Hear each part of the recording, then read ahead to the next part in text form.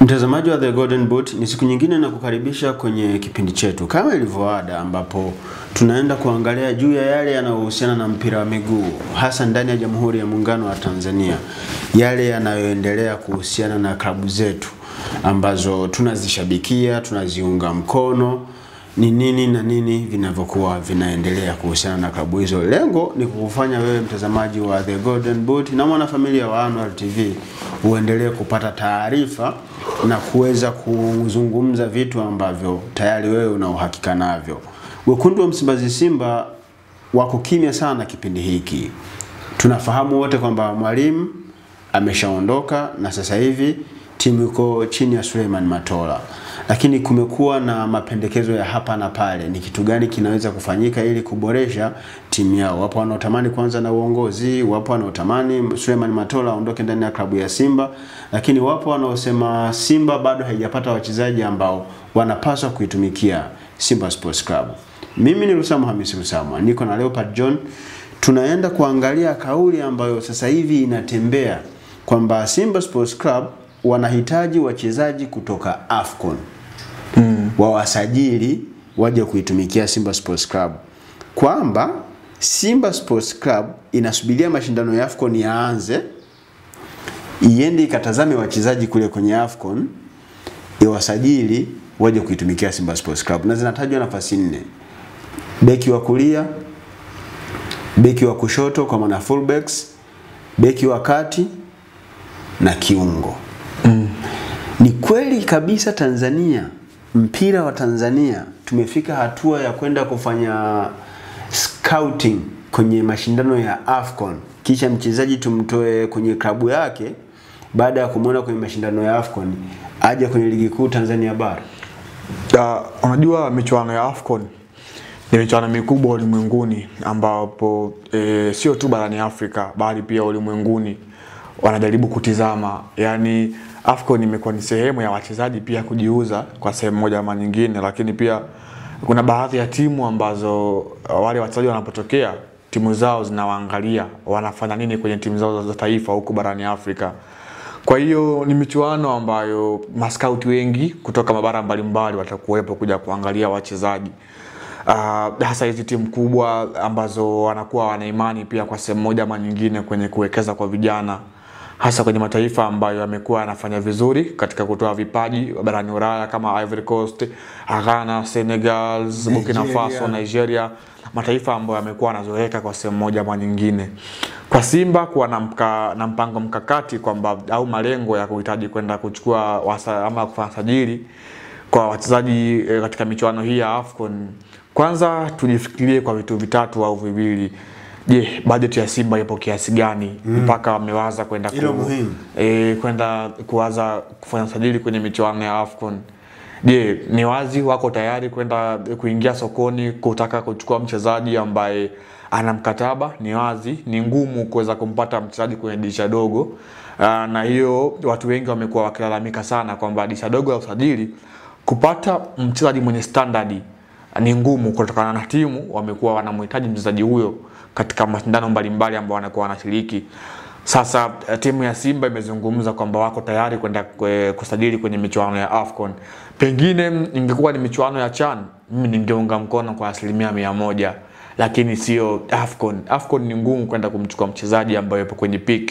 Tunafahamu wale wote ambao wanakwenda kucheza AFCON hao ndio wameaminiwa na taifa. Yani wao ndio kama vile wapigania timu ya taifa, kwamba wao ndio wanajua kweli kweli, wao ndio wana muhimili mkubwa sio tu kwenye timu zao bali pia kwenye timu ya taifa. Wakati Young Africans wanamsajili Djigui Diarra kwenye michuano ya CHAN 2022 kama sikosei, michuano ambayo ilifanyika katika nchi ya Cameroon, wakati Mali anafika hatua ya finali anafungwa dhidi ya Morocco anakuwa mabingwa, Yanga ilikuwa ni halali kutokana na Diarra bado alikuwa yupo kwenye kikosi cha Stade Malien. Kwa hiyo yeye mwenyewe pia pengine alikuwa na matamanio ya kwenda kucheza soka nje ya Mali. Kwa hiyo ikawa ni rahisi kwa Yanga na Engineer Hersi Said kwenda kumshawishi na kuweza kumchukua mlinda mlango bora wa mashindano ya CHAN 2022. Kwa hiyo ukija kuniambia kwenye michuano ya AFCON inaweza kuwa ngumu. Azam hawa kwenye michuano ya CHAN walichukua wachezaji ile michuano ambayo ilifanyika nchini Algeria, wakina Sheikh Sidibe. Sheikh Sidibe yule mlinzi wa kushoto alitokea kule. Lakini pia hata TP Mazembe waliingia golini wakaenda kumchukua golikipa yao, yule golikipa wao yule ni anaitwa Ansu, ni kitu kama vile Ansu Fofana. Yes, Ansu Fofana alisajiliwa na TP Mazembe kutokea michuano ya Chad, akatokea Senegal. Ile Senegal zima iliweza kujiuza kwenye ile michuano ya Chad ile ya mwaka 2021 ambayo ilifanyika 2022 kule nchini Algeria. Kwa hiyo unakuja kuangalia, ilikuwa ni Chad 2023 ambayo ilifanyika 2024. Kwa hiyo unakuja kuona Chad imekuwa ni njia rahisi, lakini kwa AFCON kuja kufanya performance nzuri and then uweze kumpata mchezaji, ni timu gani? Najaribu kufikiria siku za hivi karibuni nani ambaye ameshafanya usajili kutokana na mchezaji kuonekana AFCON inakuwa ni yani ngumu. Nakumbuka Young Africans wameshawahi kujaribu, walimchukua Chiko Ushindi wa Kubanza kwenye michuano ya AFCON ya mwaka 2021 nafikiri. Ilikuwa ni AFCON 2021. Wakaweza kumchukua lakini hawakumpata kwa wakati ule. Walipita kama vile yule Chiko kweli sio kwamba Yanga walipigwa. Yule alikuwa na kiwango bora. Sema ndo maana yani Yanga bado walikuwa wana thinking, walikuwa wanafikiria. Ilipita kama vile miaka miwili hivi mara baada ya AFCON kuisha ndo wakampata sasa Chiko Ushindi. Kwa walienda hawakwenda kumchukua yule Chiko Ushindi ambaye tulikuwa tunamuona wa moto. Walienda kuchukua Chiko Ushindi ambaye tayari ameshapoa. Ameshapoa ndo akaja kumchukua kwenye kosa Yanga. Kwa hiyo kwa Simba nafikiri taifa pekee ambalo Simba huenda akatikisa mabavu na kuweza kuchukua wachezaji, Uganda anaweza kufanya scout, kuna baadhi ya wachezaji wapo pale vizuri. Mozambiki wanaweza, sema hata kwa Komoro kwa kidogo sana. Tanzania penyewe hapa pia si amesema AFCON total, hajazungumzia taifa gani. Amezungumzia AFCON. Hata pia anaweza kaenda akachukua wale watatu kutokea hapa Tanzania ambao wanashiriki mashindano ya AFCON. Hata pia Afrika ya Kusini nao pia tunawategemea kwamba wana kosi kizuri. Huenda akaenda kumtikisa pale Koriso Mudau, anaweza kwenda kumtikisa. Kule tusiongopeane. Yaani kwenda kumchukua mchezaji aliyeitwa kwenye Bafana. Umtoe ligi ya Afrika Kusini umlete Tanzania.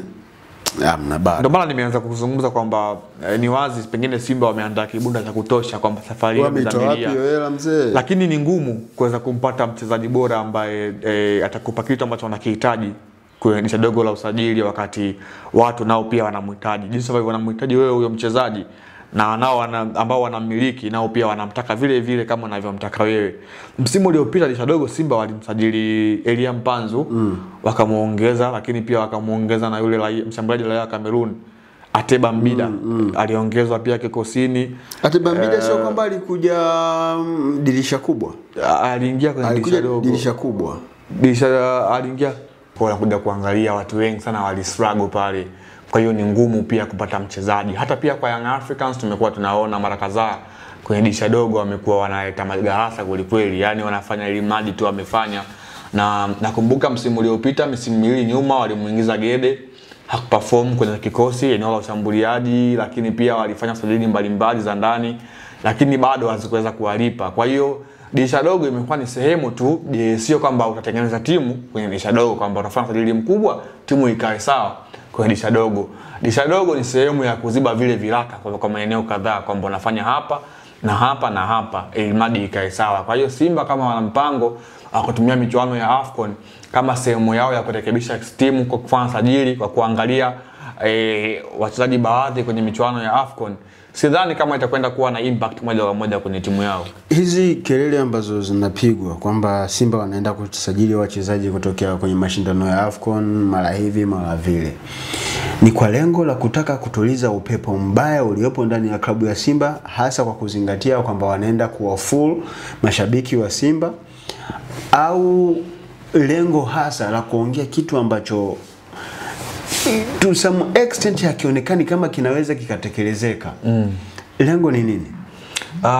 Kwanza ni kutuliza kile ambacho kinaendelea. Ni wazi kwa wakati huu ndani ya Simba hakujakaa sawa kwa 100% kwamba mashabiki wamekuwa na taharuki kubwa kutokana na mwendelezo wa timu yao kwa wapanda shuka, maji kupwa na maji kujaa. Kwa hiyo kama afisa habari au kama public relation wa klabu ya Simba, ni lazima aweke timu sawa. Hivyo basi lazima awaambie kwamba kuelekea kidogo la usajili ambao ndio matumaini pekee yalobakia kwenye Simba, ambapo mashabiki wanaona timu yao haina wachezaji ambao wapo kwenye kikosi hawaridhishi, ni lazima kwamba fikra ziweke sawa za mashabiki wa Simba kwamba ikifika dirisha dogo la usajili tutafanya usajili ambao ni mzito, ambao utatikisa kwa 1% ama nyingine. Lakini mimi naamini kupata mshambuliaji bora au kiungo bora au hata mlinzi bora kwa dirisha dogo la usajili itakugharimu uzunguke takriban nchi 54 barani Afrika, ukaangalia ligi zao zote and then ndo mpate kwa dirisha dogo. Wewe unaamini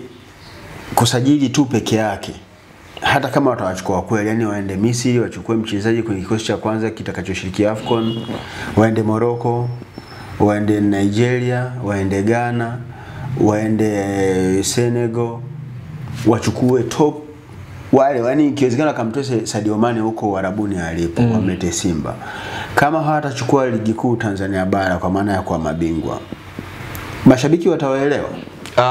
Hiyo wanacheza na mashabiki na akili za mashabiki wa Simba tu, lakini mimi naamini Simba walikuwa huo muda ambao wanaweka macho yao kwenye michuano ya AFCON ni bora wangezunguka kwenye nchi mbalimbali. Tumemuona bwana mdogo mmoja anaitwa Uchizi Vunga, alikuja akafanya makubwa akiwa na Silver Strikers ya nchini Malawi. Simba niongee tu wazi, kuna wanahitaji mchezaji kama Uchizi Vunga sometimes leo kwa sehemu moja ama nyingine. Kwa nini unawachukuliaje mashabiki? Ni wazi nazungumza kitu ambacho ni Uchizi Vunga ni mchezaji ambaye anaweza akaja kuisaidia Simba kwa sehemu moja ama nyingine, lakini ni mchezaji kitu gani special ulichokiona kwa Uchizi Vunga wakati ule ambao walipokuwa Silver Strikers wanacheza na Yanga? Kipaji ambacho iko nacho mchezaji mkubwa huwa anaonekana kwenye mechi kubwa, na hizo ndio maana ya mchezaji bora. Mechi kati ya Vunga alionyesha na kipaji kikubwa. Ilikuwa ni mechi kubwa. Yeah, of course. Wanacheza na timu kubwa kwa sababu ya stage waliokuwa wamefikia, au kwa sababu Silver Strikers anaonyesha kiwango kwamba Young Africans ni timu kubwa. Silver Strikers wameingia kwenye ule mchezo wakiwa wanajua ukubwa wa mechi ya Young Africans na Silver Strikers ni kwa sababu ilikuwa michuano yenyewe. Yeah, of course. Hakuna mchezo mdogo kwenye ligi ya mabingwa barani Afrika. Kila mechi ndio watu wanapigwa 9, 8, 10. Hakuna mchezo mdogo. Kufungwa nyingi haiondoi ladha kwamba mechi ni ndogo. Mechi ni kubwa. Kwa hiyo tunachukulia Uchizi Vunga ni mchezaji mkubwa kwa sababu Young Africans ilicheza na Silver Strikers kwenye preliminary rounds za ligi ya mabingwa barani Afrika. Yeah, kwa bingwa wa Malawi inabidi apewe heshima yake. Unajua unajua kila nchi ina bingwa. Yeah, of course. Na kila nchi na test ya mpira wao. Simba hakuwa bingwa msimu uliopita. Si unajua kila nchi na test ya mpira wao. Yeah, kwa hiyo mimi ni Simba hawana Simba hawana mchezaji aina ya Uchizi Vunga. Wanamhitaji kwa sehemu moja ama nyingine. Uchizi Vunga na Elimpanzo aina yake ya uchezaji. So Uchizi Vunga na Elimpanzo. Unamhitaji ubora wa Mpanzo kutokea kushoto, wakati huo pia ukihitaji kitu cha Uchizi Vunga kutokea kulia. And then juu uwe na Jonathan Soa, nyuma yake awepo Morris Abraham. Shehe, nakwambia Simba itakuwa kama tiki. Niamini mimi. Yaani Uchizi Vunga kama ikitokea Simba wakimsajili, kama itatokea Simba wakimsajili Uchizi Vunga kwa kufuata ushauri wako, Simba itakuwa ndio timu yenye viongozi wa hovyo toka hii dunia kwa ikuwepo. Kwa mantiki gani? Mimi sioni ubora wa Uchizi Vunga. Yaani ubora wa Uchizi Vunga mimi siuoni. Yaani sikuona kitu cha tofauti alichokifanya Uchizi Vunga. It's just like what alikuwa anafanya huyu dancer wa sasa hivi wa Simba, nimemsawadi jina, Joshua Mutale. Joshua Mutale kwenye game ya kwanza ya Simba na Power Dynamo iliyofanyika Zambia, ulimuona vizuri? Aliwafunga Ande Boyeli. Achana na ile aliyofunga Ande Boyeli, angalia performance yake kwanza. Uliona ile performance? Of course. Uchizi Vunga amefika pale? Kwenye ile performance ya Joshua ya mechi ile ya Simba na Power Dynamo. Of course, kwa kila mtu alikosa kwenye mchezo wa Yanga, Vunga amejithibitisha ni mchezaji wa aina gani. Sio kwenye mechi moja tu, kwenye mechi mbili. Yaani alikuwa akishika mpira Uchizi Vunga, kila mmoja alikuwa anasema yes, huyu ni mchezaji. Na mchezaji unamtazama anavyo receive mpira and then anavyofanya matendo mara baada ya kupokea mpira. Mawinga Yanga nani? Uchizivunga amekuwa bora kwa sehemu moja ama Mawinga Yanga nani pale? Kwa wakati huu utamwona Paco Mzuzu anatokea kushoto, and then kulia atakuwepo Max, lakini anaongezeka namba kiwanjani. Kati ya Max na Uchizivunga nani ana vitu vingi? Of course Max atakofa vitu vingi, lakini tunazungumza mchezaji individual brilliance, fluidity, dribbling. Max ni mchezaji ana sifa za kipekee yake akiwa kiwanjani. Kwanza atakuofa kwenye tenki ambalo yuko nalo, atagusa maeneo mengi kiwanjani. Hiyo ni sifa ya mchezaji mwenyewe ambao hata Pacome hana. Kwa hiyo usifosi Uchizivunga hawe kama Max, hiyo haiwezekani. Yaani Messi hawezi kuwa kama Ronaldo na Ronaldo hawezi kuwa kama Messi. Ndio ilivyo hata pia kwa Uchizivunga hawezi kuwa kama Max. Uchizivunga ataplay part yake kwa sehemu yake. Akiingia Yanga si kuna kitu ataongeza. Ni mchezaji mzuri ambaye hata kuna watu pale Yanga wapo sidhani kama wanamzidi Uchizivunga. Hivi kwa jicho lilionalo Engineer Hersi la kutazama wachezaji wazuri, ni kweli Uchizivunga angekuwa hajawahi kuonekana amepiga picha na Engineer Hersi? Sasa hiyo unakwenda kuzungumza personal interest, lakini so personal interest kwa sababu kuna usemi mmoja kwenye mpira wa miguu tunautumia sana. Mchezaji mzuri akiwa anapatikana hata kama huna matumizi naye wewe mchukue. Kuna siku atakuwa muhimu. Unajua Simba ameshawahi kwenda Zambia akamchukua Perfect Chikwende. Ni Zimbabwe. Ni Zimbabwe akamchukua Perfect Chikwende. Alifanya nini kwenye Uchizivunga? Yani ndio style za kina Uchizivunga sasa. Mechi walienda wakamchukua Albin Kramo Kwame kutoka Stake Mimosas. Ilikuwaje? Albin Kramo Kwame anatoka kuwa MVP. Albin Kramo ile ni talent ambayo ilikutana na majanga tu ya injuries, but to be honest Albin Kramo superb. Of course. Sasa wao Uchizivunga wanakuwa na mashaka naye kuja kwenye kosi ya Simba Sports Club. Mimi naamini yani ikifika stage ya ukombozi tauangalia nani ambaye atakuja kutukomboa. Yani mtu yoyote anaweza kuwa hapo nimekuelewa. Yani sasa hivi Simba boti ilishapasuka, liko linazama, kwa hiyo kuna wakati mtu unaweza kashika hata unyoya wa kuku kidhani unaweza ukakusaidia ukatoka kwenye maji. Haina noma mwanangu. Hii ni The Golden Boot, tulikuwa tunaiangalia kile ambacho Simba Sports Club wanasema wanaenda kukifanya, kwamba wanaenda kuchukua brilliant talents kutoka kwenye mashindano ya AFCON. Inawezekana ikawa, inawezekana isiwe. Tujipe muda tuone kitu gani ambacho watakuja ukifanya viongozi wa Simba Sports Club kwenye dirisha dogo la usajili ambalo very soon linaenda kufunguliwa. Ni kesho kutwa tu hapo, kama sio tarehe 15 ni tarehe 16. Mimi Leopard John Mimi Leopard John niko na Rusama Hamisi Rusama. Till next time, keep enjoying.